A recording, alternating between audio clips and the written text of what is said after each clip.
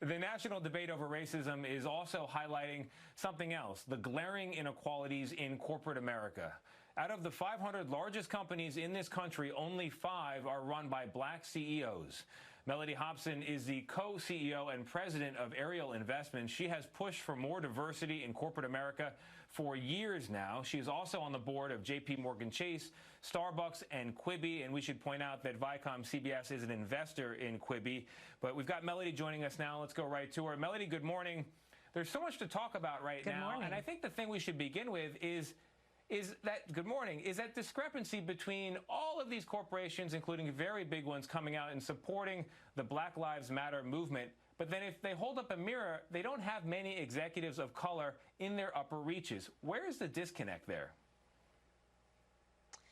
You point out an excellent point, and that is that words are cheap. They're talking about this issue. Now they have to back it up. This issue has been one where we've seen more lip service than elbow grease, in my opinion. And companies right now have to get their houses in order. People are going to hold these institutions accountable. And the place that it starts is the board of directors. The board of directors have to hold the leaders of these organizations accountable around these issues of diversity, which they state on their own are vital to the long-term success of the business. So how would that work? You mentioned CEO pay packages potentially being tied to outcomes on diversity. How would you reward meeting those targets? In corporate America, we know a lot about incentives, and you get what you incent. And so first and foremost, we need incentives around these issues of diversity, but we have to start with the math. I love the saying, math has no opinion. So what do we need to do? Count. We have to count and start with people.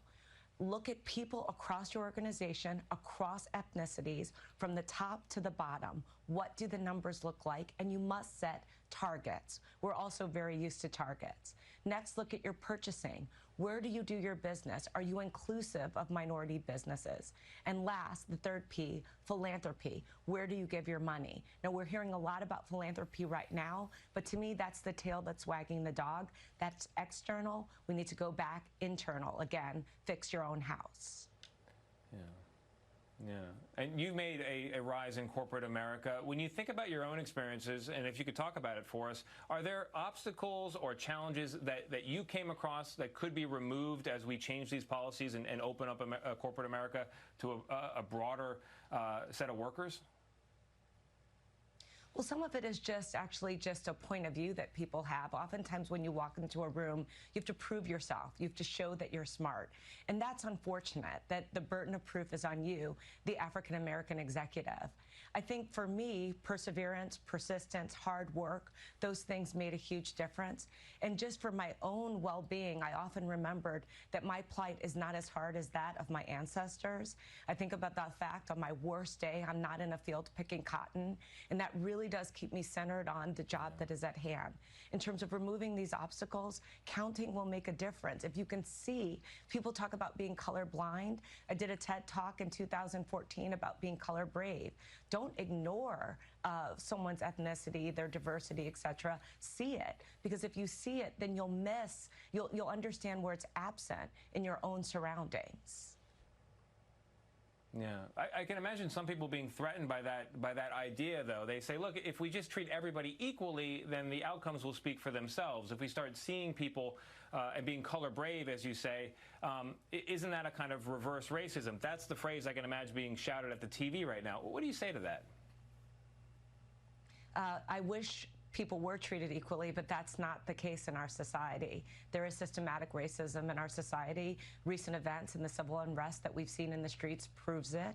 Not to mention the fact that I know when I walk in the room, my race is one of the first things that people see. I'm black first. And so to say that you could be colorblind, to say that all things are equal, I think is just not true. It's just not the way the world works. Yeah. What's the timetable, realistically, that we should hold corporate America to make these changes? Certainly there's a sense of urgency right now, and I think we have to capture this moment. It's very, very important that we not let this moment go. So I think right now corporations need to do the work to understand they, again, need to set the targets, not just make the statements, but hold their leaders accountable. And I think if we do that, we could see a dramatic change in the next 3 to 5 years. And that change will be meaningful for generations to come. Yeah. Right now, Mellody, it seems we have a lot of talk and not a lot of action, but you've got some good ideas for turning that talk into action. Mellody Hobson, thank you very much. I appreciate you being with us.